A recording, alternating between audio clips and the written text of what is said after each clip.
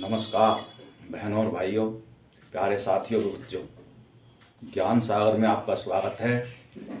और हमारी ये ज्ञान सागर की यात्रा भारत के संवैधानिक इतिहास पे चली हुई है।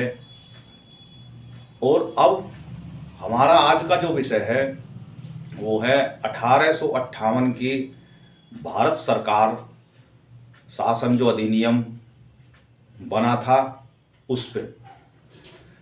आप सभी जानते होंगे कि एक 1857 में भारत में अंग्रेजों के विरुद्ध क्रांति छिड़ी थी, जिसमें संपूर्ण भारत में अंग्रेजों के विरुद्ध जहाँ जहाँ भी उनका कब्जा था वहाँ विद्रोह हुआ, सशस्त्र विद्रोह हुआ था, जिसमें तांता टोपे, रानी लक्ष्मीबाई, यहाँ से राव तुलाराम, राजा नाहर सिंह, मंगल पांडे आदि लोगों ने मिलकर अंग्रेजों के खिलाफ सशस्त्र विद्रोह किया था। बाद में आपसी फूट के कारण व मतभेदों के कारण यहाँ के जो स्थानीय जो राजा थे उनके समन्वय के ना होने के कारण वह अंग्रेजों ने उसको सख्ती से कुचल दिया, जिसका दुष्परिणाम यह हुआ जो आज़ादी 1857 में मिल सकती थी वो 1947 में आगे चल के मिली।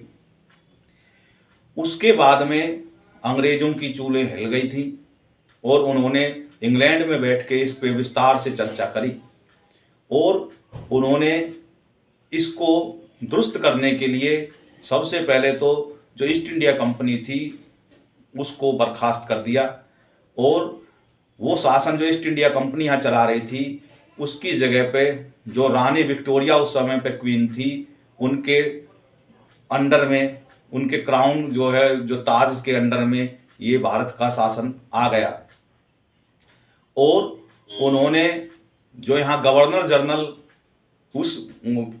उस समय के जो प्रधानमंत्री थे वो पामरस्टन थे और उन्होंने संसद में एक विधेयक रखा कि ये कंपनी के शासन को हटाने के लिए, और उसको कहा गया था कि अच्छी सरकार का अधिनियम,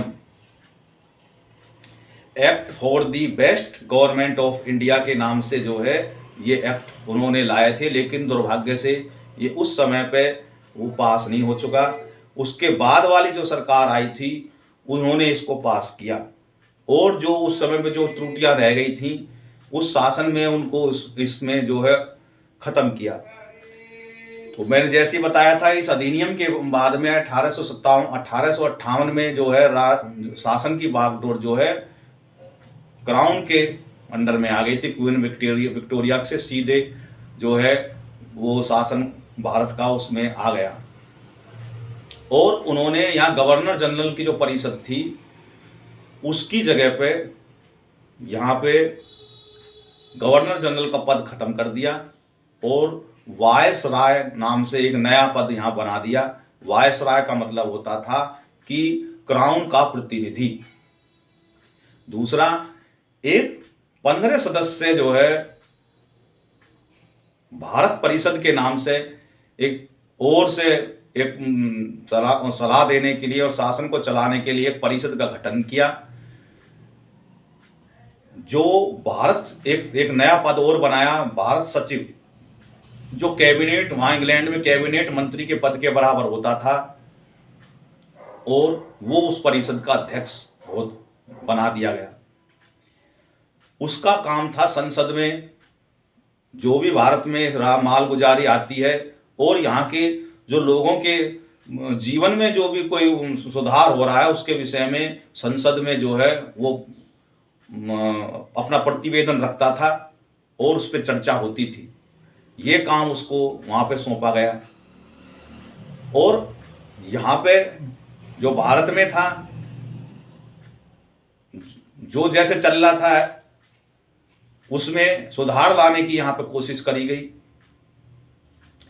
दूसरा, यहाँ पे जो भी 15 परिषद जो सदस्य बनाए जाने के लिए बात थी उसमें से भी 8 सदस्य और जो पहले के जो बोर्ड ऑफ कंट्रोल थे और बोर्ड ऑफ डायरेक्टर थे वो भी खत्म कर दिए गए। तो कुल मिला के कंपनी का जो भी कुछ था वो सब जो भी दबाव का क्षेत्र था, प्रशासनिक क्षेत्र था, वो खत्म कर दिया गया।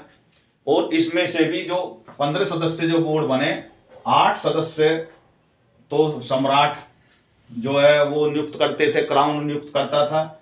7 सदस्य निदेशक मंडल जो है वो करते थे। और उनमें से भी 9 सदस्य ऐसे होते थे जिन्हें भारत में रहने का 10 वर्ष का अनुभव हो। तो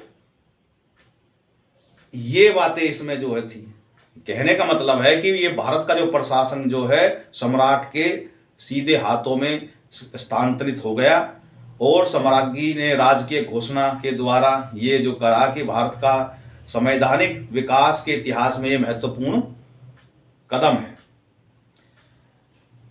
श्री जी.एम. सिंह के अनुसार सन 1858 के अधिनियम को भारतीय इतिहास में बड़े युग के रूप में जो युग को समाप्त करके और एक नए युग के सूत्रपात किया। जो भारतीय शासन सम्राट के हाथों में आ गया, जो ईस्ट इंडिया कंपनी था उसका शासन जो है सम्राट के हाथों में आ गया। तो इस प्रकार से इसमें जो बातें आई वो ये थी, एक तो इसको अच्छी सरकार का अधिनियम कहा गया, शासन विक्टोरिया क्वीन के अधीन हो गया, और गवर्नर जनरल की जगह पर वायसराय का पद हो गया जो ताज के प्रतिनिधि माना गया था। और लॉर्ड कैनिंग जो थे वो सबसे पहले वायसराय बने।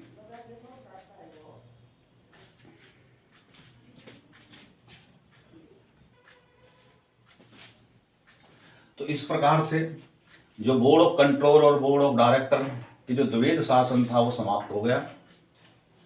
और 15 सदस्यीय भारत परिषद गठित करी गई जिसका अध्यक्ष भारत सचिव होता था, जो कैबिनेट मंत्री के बराबर माना गया और इंग्लैंड में ही रहता था। और 8 सदस्य जो थे परिषद में, 8 सदस्य सम्राट और 7 निदेशक मंडल और नियुक्त करते थे। और 9 सदस्य ऐसे जिनको भारत में 10 साल का रहने का अनुभव होता था। तो भारत सचिव जो है, जो परिषद जो बनी वो इस उद्देश्य से बनाई गई थी कि का उद्देश्य अच्छा था, किंतु क्या था, समय बीतने के बाद में ये इसकी भी शक्ति घटती चली गई। क्यों घटती चली गई? क्योंकि एक सचिव को सर्वशक्तिमान बना दिया गया और राज्य सचिव जो था वो मंत्रिमंडल का सदस्य होता था वहां का, और ब्रिटिश उसके संसद के प्रति उत्तरदायी होता था। और ब्रिटिश संसद इस ओर उदासीन रही। और भारत का जो प्रशासन था वो पूरा अधिकार केवल वो जो सचिव जो था उसके हाथों में, राज्य सचिव के हाथों में ही चला गया। लेकिन हुआ क्या यहाँ पे कि ये तो महाराज बैठे रहते थे 6000 किलोमीटर दूर, और वो कैसे इसको संचालन करें? तो इस प्रकार से ये संभालना उनके लिए दूभर था। 1857 की क्रांति का भी मुख्य कारण यही था कि जो भी कानून, जो हड़प नीति जो बनी, वो कानून यहाँ के राजाओं से तो सलाह या यहाँ के लोगों के जो प्रतिनिधि थे उनसे तो सलाह लेके बनाई नहीं गई, सीधे इंग्लैंड से बन के आया और थोप दिया गुपचुप तरीके से। तो शासन अगर यहाँ के लोगों से सलाह ली जाती तो उनके यहाँ के लोगों के विचार भी मालूम पड़ते। तो इस वजह से जो है शासन व्यवस्था में भारत के जो प्रतिनिधि थे उनका कोई विचार नहीं लिया जाता था स्थानीय, और इसलिए उनको ये गलतफहमी के कारण जो है वो क्रांति का सशस्त्र बल का जो है वो विद्रोह बन गया। और इस प्रकार से ये जो विधि निर्माण की जो प्रणाली थी ये त्रुटिपूर्ण वक्त थी, और भारत के विधानसभा जो सभा और का कोई प्रतिनिधित्व तो इसमें प्राप्त नहीं था। गवर्नर जनरल की परिषद अन्य प्रांतों के लिए भी विधि बनाती थी। विधानसभा का न तो कोई प्रांतों की क्षेत्रीय परिस्थितियों का पूरा ज्ञान था, और ना ही जो है यहाँ के स्थानीय मांग के अनुसार कोई उन्हें पता थी कि भाई क्या था, क्या जो है विधि बनाने के समय में जो मिल रही थी। तो इस प्रकार से उनका कोई नियंत्रण उस पर नहीं था। प्रांतीय विधानमंडल द्वारा पारित जो भी विधेयक होते थे गवर्नर जनरल की अनुमति के बिना अधिनियम नहीं बन सकते थे, परंतु प्रांतों के गवर्नर जनरल के परिषद और उनके प्रत्येक क्षेत्र के अबाध रूप से हस्तक्षेप रहता था। तो इस प्रकार से ये जो हस्तक्षेप उनको खलता रहता था, तो वो असंतोष इस प्रकार बैठ गया, बढ़ता चला गया, और इसके निवारण के लिए 1861 में जो है एक अधिनियम सामने आया। वो अधिनियम क्या था वो हम अगली वीडियो में बताएंगे। इस वीडियो में इतना ही। इस वीडियो में हमने जो बताया वो मोटा मोटा सार एक बार फिर बता दूं कि 1858 का जो अधिनियम था 1857 की क्रांति को के कारण जो है ये आया। और इसमें क्या था कि जो पहले कंपनी शासन चलाती थी, बोर्ड ऑफ डायरेक्टर होते थे, निदेशक मंडल होते थे, वो सब समाप्त कर दिए गए। कंपनी का शासन समाप्त करके इंग्लैंड की महारानी के अंडर में ये यहाँ की जो भूमि को ला दिया और गवर्नर जनरल का पद खत्म कर दिया। उसकी जगह वायसराय का पद को ले आया। वायसराय ये माना जाता था कि वो जो है वहाँ क्राउन का प्रतिनिधि है, प्रतिनिधित्व, ताज का प्रतिनिधित्व यहाँ पे कर रहा है। और एक भारत परिषद का गठन किया गया 15 सदस्यीय का। उसका जो अध्यक्ष भारत सचिव कहलाया, वो कैबिनेट मंत्री के पद के बराबर रहता था। वह जो है सारा लेखा जोखा संसद में रखता था, वह पूरा बजट का प्रावधान वो वहाँ पे रखता था कि कैसे मालगुजारी वहाँ पे इकट्ठी करी गई और भारत के जीवन में क्या क्या वहाँ पे हमने जो है उन्नति के लिए कार्य करे, उन्होंने इस बात को भी वो रखते थे। और उसके जो 15 सदस्य थे उसमें से 8 सदस्य क्राउन चुनता था और निदेशक मंडल जो है बाकी के जो 7 सदस्य थे वो चुनते थे। 9 सदस्य उनमें से ऐसे थे जिनको भारत में 10 साल रहने का अनुभव था, यानी घूम फिर के जो यहाँ से पिटे हुए मोहरे थे वे ही बन के यहाँ पे पद लेके आ जाते थे। इस प्रकार से ये बदलाव उसमें हो गए। आगे जाके खींचतान फिर होने लगी। जो वहाँ के गवर्नर जनरल बने हुए थे, जो राज्यों के प्रतिनिधि थे, उनमें और वायसराय के बीच में खींचतान होने लगी। तो ये ऐसे ही चलता रहा और ऐसे ही जो है विधि का निर्माण की प्रक्रिया आगे बढ़ती चलेगी। आगे 1861 के एक्ट के बारे में हम अगली वीडियो में बताएंगे। इस वीडियो में इतना ही। भारत माता की जय। जय हिंद, जय भारत।